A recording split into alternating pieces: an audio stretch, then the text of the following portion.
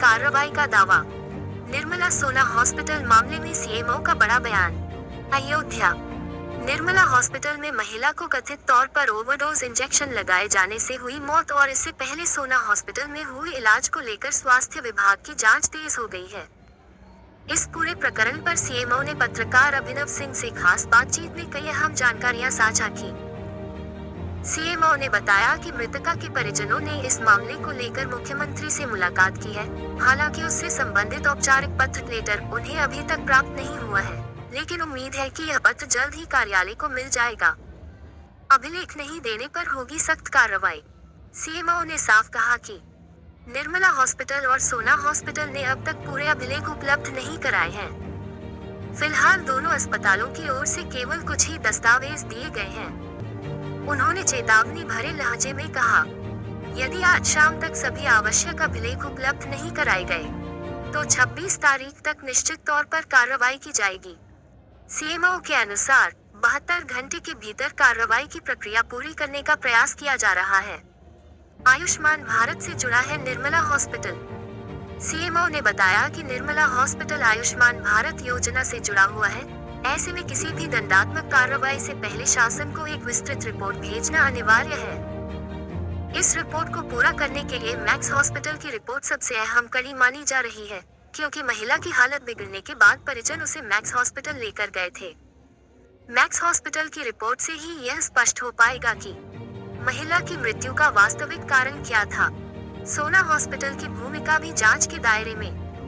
CMO ने ये भी स्पष्ट किया कि मृतका का इलाज निर्मला हॉस्पिटल से पहले सोना हॉस्पिटल में हुआ था, इसलिए जांच ये भी देखेगी कि क्या सोना हॉस्पिटल में इलाज के दौरान कोई कॉम्प्लिकेशन उत्पन्न हुआ या फिर बाद में दी गई दवाओं इंजेक्शन ने स्थिति बिगाड़ी।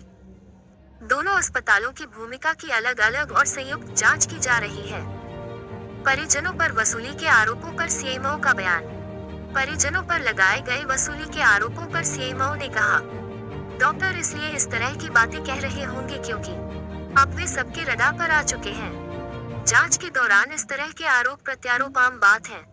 हालांकि उन्होंने ये भी स्पष्ट किया कि हर आरोप की जांच तथ्यों के आधार पर ही की जाएगी। नजर अब 72 घंटे पर। अब इस पूरे मामले में सबकी निगाहें मैक्स हॉस्पिटल की रिपोर्ट, अस्पतालों द्वारा अभिलेख सौंपने की समय सीमा और 26 तारीख तक होने वाली संभावित कार्रवाई पर टिकी है। जहाँ हम अस्पताल की बात करें, सोना ने अभी पूरे हमारे पेपर हमें नहीं दिए केस शीट के, और जहाँ मैक्स से हमने रिपोर्ट मांगी है उसकी रिपोर्ट अभी तक हमारे पास नहीं आई है। जहाँ आप निर्मला की बात करें तो उसने भी अभी तक जितने हमें केस शीट में पेपर चाहिए होते हैं, चाहे वो एनेस्थेटिस्ट की रिपोर्ट हो, चाहे सर्जन की रिपोर्ट हो। जी जनता का संदेश बहुत गलत जा रहा है। नहीं, बिल्कुल उम्मीद है कि ये हमारा शायद 26 तारीख तक हो जाए। कल की छुट्टी है, इसलिए मैं 26 तारीख की बात कर रहा हूँ। सर, कई सूचनाएं मिलती हैं, कई अस्पताल अभी भी बेसमेंट में चल रहे हैं। अगर मुझे एक गुप्त सूचना मिल जाएगी, यानी ओपनली मैं बोल रहा हूँ, गुप्त सूचना भी अगर मिल जाएगी तो अपने हम सोर्स से मालूम करा लेंगे और निश्चित रूप से कार्रवाई। एक टीम अगर बना के और उसे एक बार 2-4 दिन में ही निकल के चेक कर है।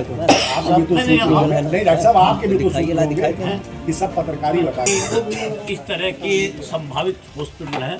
हमारे सवाल का जवाब दीजिए आपने। वेंटिलेटर के संचालन के लिए स्पेशल प्रशिक्षित स्टाफ होना चाहिए। हाँ, बिल्कुल सारे वेंटिलेटर ऑपरेटर होता है जो भी होता है। हाँ। अच्छा, तो जब इन्होंने अप्लाई किया था उसमें सारी डिटेल थी और वो उसे वेरीफाई भी किया जाता रहा। जिला अस्पताल में 6 वेंटिलेटर है, यही कारण से चल नहीं पा रहा है क्योंकि वहाँ कोई प्रशिक्षित है नहीं। डॉक्टर का कहना, सीएमएस का कहना मैं नहीं चला पा रहा हूँ, और वो कैसे चला ले रहे हैं। हाँ, दरअसल क्या है कि अगर हम अपनी बात करें तो हमारे यहाँ ये वेंटिलेटर वाले स्टाफ रखे गए थे, और उसके बाद में कुछ जगह ये हैं और कुछ जगह या तो एक ही है या फिर इनसफिशेंट, मतलब कम। तो ऐसी जगह निश्चित रूप से दिक्कत आ रही है। मतलब पूरे पेपर थे उनके द्वारा उपलब्ध नहीं कराए गए, उन्हें भी लेटर लिखा गया था और मैक्स से गया था वो, वहाँ भी उन्हें लेटर लगे, उनसे कुछ सूचनाएँ मांगी हैं।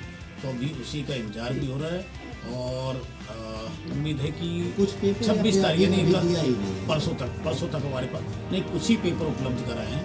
तो वो जो है समुचित पेपर उठे नहीं जिसके आधार पे हम कार्रवाई करेंगे।